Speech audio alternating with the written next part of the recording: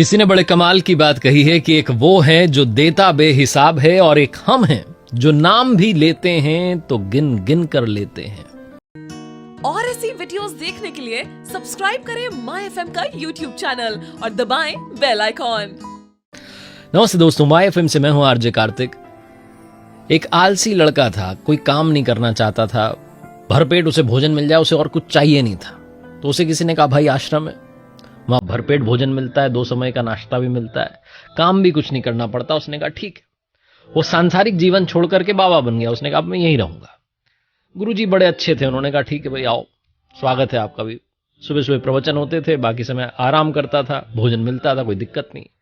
महीना खत्म होने को आया, एकादशी का दिन था। सुबह नाश्ता नहीं बना, उसे लगा कि हो सकता है नहीं बना होगा। वो लंच का वेट करने लगा कि दिन में तो बनेगा भोजन। दिन में भी भोजन नहीं बना। दौड़ के गुरुजी के पास गया, जाके कहने लगा प्रभु आज तो कुछ भी नहीं बना, मुझे तो भूख लगी है। गुरुजी ने कहा आज एकादशी है, आज आश्रम के सब सदस्यों का उपवास है और तुम्हें भी भूखे रहना है। उसने कहा क्षमा करें गुरुजी, लेकिन मैं भूखा नहीं रह सकता, मुझे तो भोजन चाहिए, आप कैसे भी करके भोजन बनवाइए। गुरुजी ने कहा नहीं बनेगा, तुम ऐसा करो यहां से सामान लेके जाओ, भंडारे में से बाहर जाओ आश्रम के और वहां जाके बना के खाओ।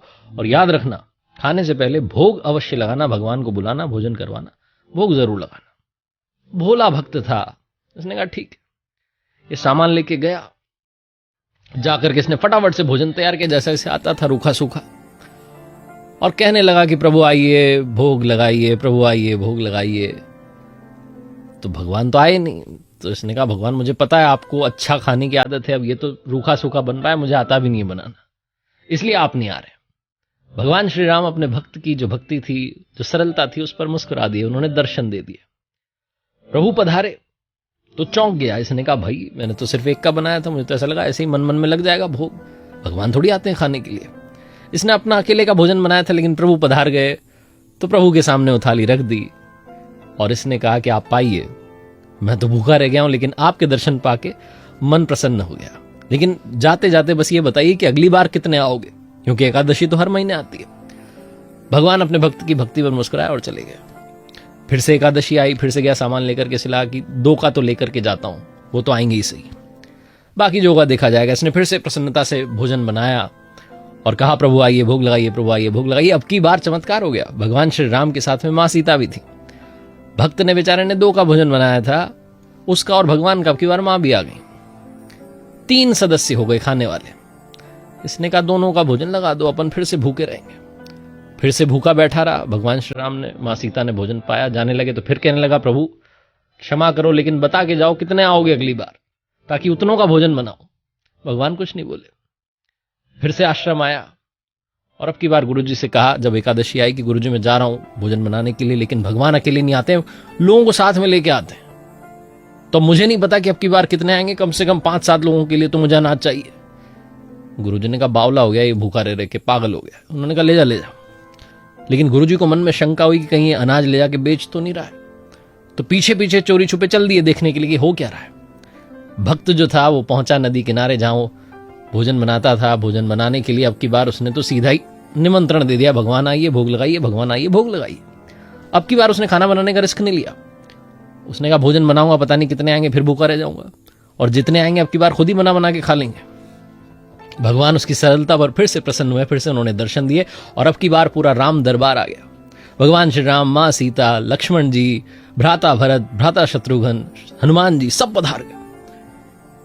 भक्त को मालूम चल गया था कि ये अकेले तो नहीं आते। उसने देख लिया कि बड़ी संख्या में है। उसने कहा भगवान क्षमा करना, लेकिन अब की बार कुछ बनाया नहीं है, सामान लेके आया हूं बहुत सारा, आप स्वयं बनाइए, प्रसादी पाइए, मुझे तो वैसे भी भूखे रहना है, तो मेरे हाथ तो कुछ आएगा नहीं।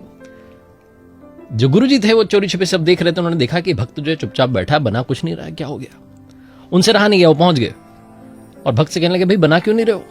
भक्त ने कहा गुरुजी अच्छा हो आप आ गए, आज आप खुद देख लो अपनी आंखों से कितने सारे लोग भगवान लेकर के आते हैं, पूरा राम दरबार आया है, साथ में कुछ सैनिक भी आए। गुरुजी ने कहा क्या बात कर रहे हो, यहां तो कोई दिख नहीं रहा है। भक्त का दिमाग ठनक गया। उसने भगवान से कहा भगवान क्षमा करें, लेकिन गुरुजी को आप दर्शन क्यों नहीं दे रहे। एक तो मुझे भूखा रख रहे हैं हर एकादशी पर, गुरुजी को दिख नहीं रहे, गुरुजी मुझे पागल समझ रहे हैं, उन्हें दर्शन दीजिए। भगवान श्री राम ने कहा कि मैं दर्शन नहीं दे सकता। तो भक्त ने कहा कि मेरे गुरुजी ज्ञाता हैं, ज्ञानी हैं, विद्वान हैं, मुझे तो कुछ नहीं आता, उन्हें बहुत कुछ आता है, उन्हें तो दर्शन दीजिए। भगवान ने कहा मैं उन्हें दर्शन नहीं दे सकता क्योंकि वो तुम्हारी तरह सरल नहीं है, उन्हें कह दो कि उन्हें दर्शन नहीं मिलेंगे। भक्त ने गुरु जी से कहा कि प्रभु कह रहे हैं कि आप सरल नहीं हैं, इसलिए आपको दर्शन नहीं दे सकते। मुझे तो इसलिए दिख जाते हैं क्योंकि मैं बहुत भोला भाला हूं। जो गुरु जी थे उनकी आंखें नम हो गई, रोने लगे, कहने लगे बिल्कुल सही कह रहे हो, मैं ज्ञानी हो सकता हूं लेकिन सरल नहीं बन पाया, तुम में सरलता जिंदा है। और फूट फूट के रोने लगे, कहने लगे भगवान अब आप आई हैं तो दर्शन दे दीजिए। भगवान ने प्रसन्न होकर के दोनों को दर्शन दे दिए, भक्त को तो दे ही रखे थे, गुरु जी को भी दे दिए। बहुत छोटी सी कहानी जो सिखाती है कि जिंदगी में सरल होना, जीवन में सरलता सबसे जरूरी है। जो सरल होता है वो खुद भी मुस्कुराता है, दूसरों को भी मुस्कुराने का मौका देता है। बस यही उनकी भक्ति है। जो मैंने पहले भी कहा कि बहुत ढूंढा आपको पूजा श्लोक स्तुति में, लेकिन आप मिले अंत में सेवा स्नेह और सहानुभूति में। एक बार फिर से वही बात जो अक्सर आपसे कहता हूं, ऊपर वाले के आशीर्वाद, अपनी मेहनत और अपनों के प्यार के साथ कर दिखाओ कुछ जैसा कि दुनिया करना चाहे आपके जैसा। ऐसे ही वीडियोस देखने के लिए सब्सक्राइब करें माई एफएम का ऑफिशियल यूट्यूब चैनल। याद रखिए अगर आप कुछ अच्छा सुन रहे हैं तो माई एफएम सुन रहे हैं। चलो आज कुछ अच्छा सुनते हैं।